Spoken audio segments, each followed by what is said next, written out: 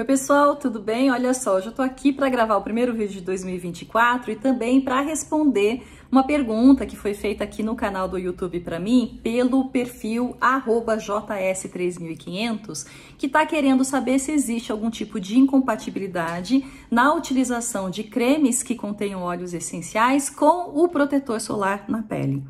Bom, em primeiro lugar, assim, eu não sou uma cosmetóloga, ainda estou fazendo farmácia, mas não me formei, né? Tampouco sou dermatologista, cosmetóloga, né? Então eu não consigo responder essa pergunta, eu acho que no nível de profundidade que ela exige. Porque a situação é bastante complexa. Quando a gente olha a própria formulação do protetor solar, ela tem várias coisas que interferem no seu desempenho, na sua eficácia. Você primeiro está pensando naquela molécula que é o ativo fotoprotetor, a estabilidade dela, a formulação inteira, questão de pH, questão dos emolientes, a própria fragrância, os ésteres que são colocados, né? Tudo isso vai interferir no desempenho dessa molécula fotoprotetora, né? E até na sua fotoestabilidade também, da fórmula inteira em si. E aí, quando a gente pensa que tudo isso ainda precisa estar em interação com alguma coisa que é igualmente complexa, que é a química dos óleos essenciais, que estarão, por sua vez, eles diluídos numa formulação carreadora, pronto, você juntou duas coisas que eu acho que se você não tiver num laboratório testando, é difícil responder exatamente o que vai estar acontecendo. Lembrando que na teoria, né, a prática, na teoria a prática é outra. Não é que na prática a teoria é outra, porque quando você testa uma coisa em laboratório, a pessoa vai para casa dela utilizar, de repente ela não faz nas condições que foram testadas, então os resultados também podem ser diferentes. De maneira que o que me cabe fazer aqui é apenas contornar a questão, propor algumas perguntas que devem ser respondidas, aí sim, por profissionais que tenham um conhecimento mais profundo para desenvolvê-las. Bom, primeira coisa, quando a gente está falando de proteção solar, a gente precisa lembrar que nós temos dois tipos de proteção solar. A gente vai ter a proteção, que é a esmagadora maioria dos produtos disponíveis no mercado, que é a proteção química. E nós vamos ter a proteção física, né, que é bastante conhecida porque é muito comum aquele produto pasta d'água, né, que é o óxido de zinco que você aplica na pele, e isso protege a pele da queimadura do sol. Agora, em função desses protetores físicos, eles normalmente pigmentarem também a pele e às vezes serem comedogênicos, enfim, eles não são muito mais utilizados. Além do óxido de zinco, tem o dióxido de titânio, tem óxido de ferro, até o próprio caulim, mas eles são difíceis de colocar numa formulação, eles vão ter um aspecto sensorial que não é muito legal, e hoje em dia já se sabe que também eles acabam sendo um pouco condutores elétricos, então eles podem emitir elétrons, esses elétrons podem reagir com, por exemplo, óleos graxos, ácidos graxos que a gente tem na pele, produzindo aí radicais livres e levando ao envelhecimento por outras questões que não o próprio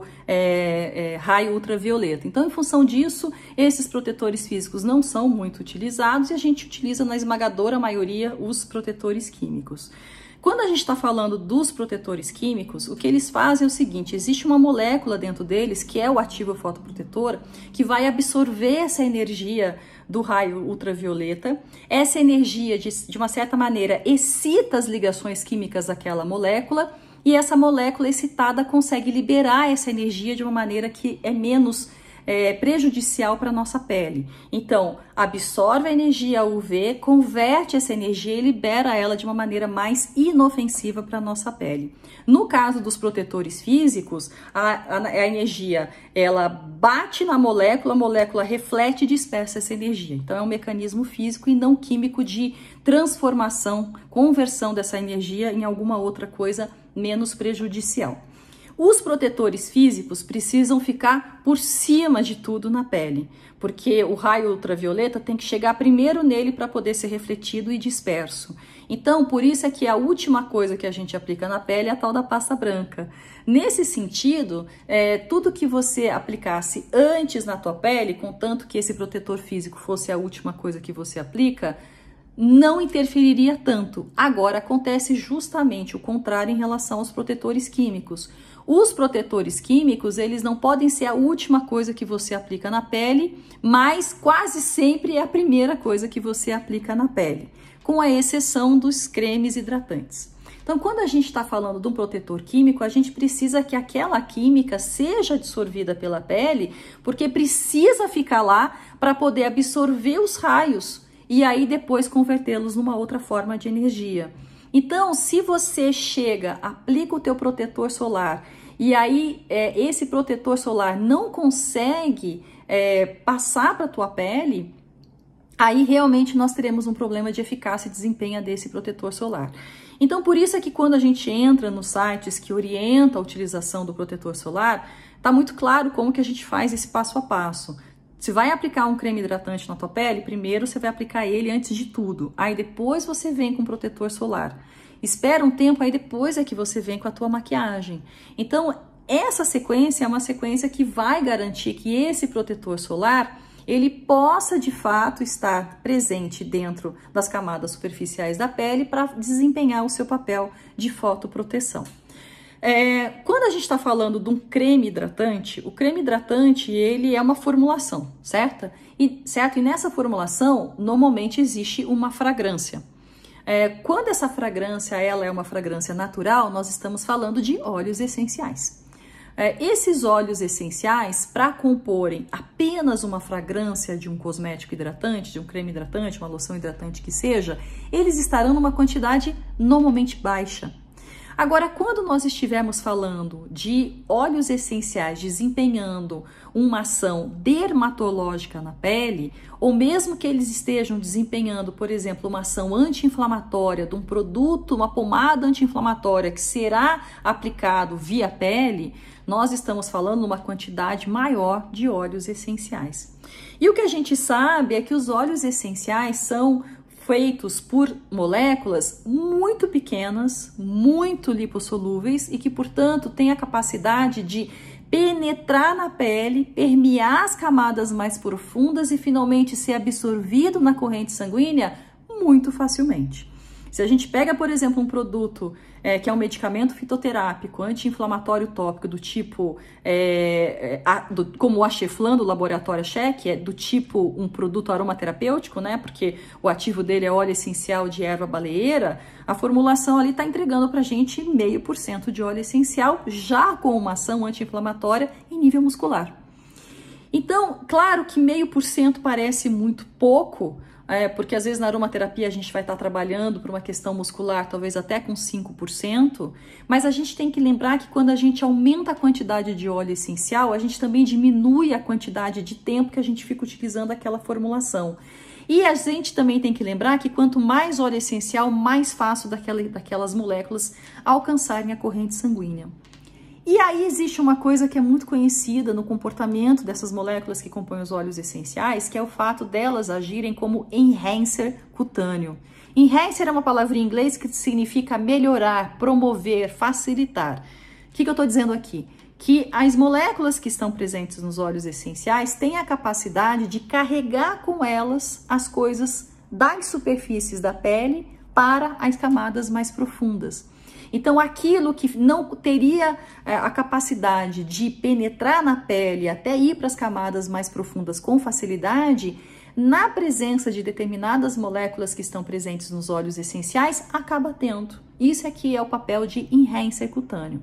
Agora, esse papel de enhancer cutâneo também não é assim generalizado, do tipo, todas as moléculas nos óleos essenciais agem como enhancers de todos os ativos conhecidos. Não, parece que existe uma certa especificidade, agora também nunca se testou tudo.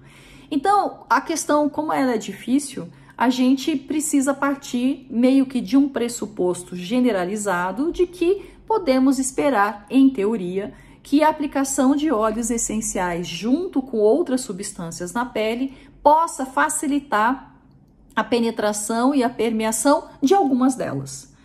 E aí, então, quando nós usamos um creme com óleo essencial junto com o protetor solar, a gente pode, nesta teoria, imaginar que alguma interferência possa acontecer.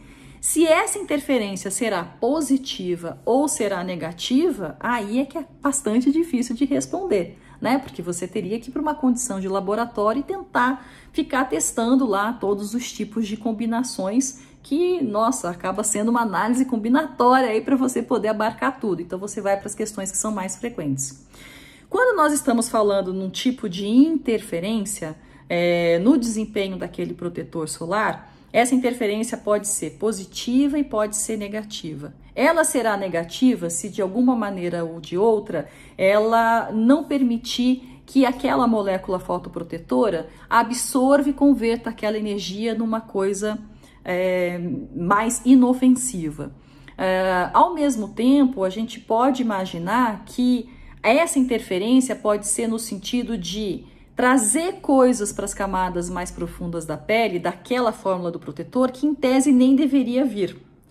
Agora, um tipo de interferência positiva pode ser que aconteça, eu não estou afirmando que vai acontecer e nem que acontece, se o fator de proteção solar que existe em alguns óleos essenciais se some ao fator de proteção solar daquela molécula ativa em específico. Existe um artigo de 2010, ele é meio antigo assim, mas ele ficou famoso na época porque ele foi testar in vitro o fator de proteção solar de alguns óleos graxos e de alguns óleos essenciais. Não é uma quantidade muito grande que testou, mas ainda assim é bem interessante. Então, esse artigo chegou à conclusão de que os óleos graxos oferecem uma proteção solar que vai do número 2 ao número 8, que é nada, né? E aí os óleos essenciais do número 1 ao do número 7, com coisas do tipo assim, hortelã-pimenta e túlace oferece fator de proteção 7, rosa 1, lavanda 6, titri, se eu não me engano, é 3 ou 4. Não testaram muitos óleos essenciais.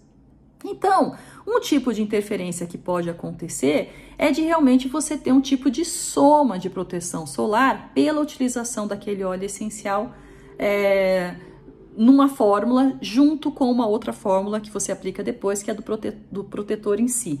Mas isso é muito especulativo, né? Eu acho que uma coisa que a gente precisa também ter em mente é que se é difícil a gente ficar imaginando que tipo de interferência que pode acontecer, é mais fácil a gente imaginar que se você aplica um produto na sequência do outro, ou se você faz pior ainda, mistura os dois na palma da mão, aí está diluindo um no outro. Ainda mais porque normalmente esses protetores solares eles são lipossolúveis e a formulação às vezes é água em óleo, óleo em água, né? Hidrossolúvel é meio complicado, e a formulação cosmética para óleo essencial também precisa ser mais lipossolúvel para poder diluir bem esses óleos essenciais. Então, uma coisa tem chance de diluir a outra. E tudo que a gente não quer é que aquela quantidade de protetor solar que você aplicou na tua pele seja diluído pelo creme hidratante que você aplicou antes, né? Então, por isso é que a gente dá esse tempo na aplicação de um para depois aplicar o outro. E nunca, em hipótese alguma, você vai misturar os dois na palma da mão e aplicar. Isso você não vai fazer. Porque daí é certeza que você está diluindo uma coisa na outra. Então, em linhas gerais, o que eu diria para vocês é isso. Tipo, aplica um, dá um tempo, aplica o outro e depois dá um tempo e vem com a maquiagem.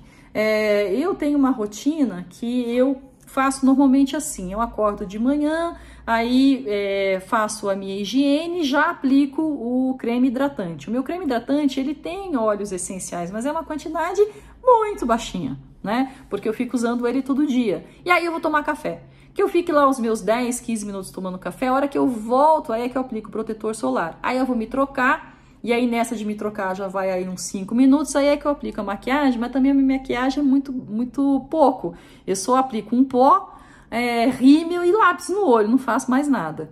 Então, acho que se você vai realmente aplicar uma maquiagem um pouco mais pesada, dê esse espaçamento também do teu protetor solar. Agora, vai utilizar um produto com óleos essenciais, com uma quantidade grande de óleo essencial, na minha cabeça isso não deveria ser feito todos os dias, porque daí é tratamento, não é cosmético, entendeu?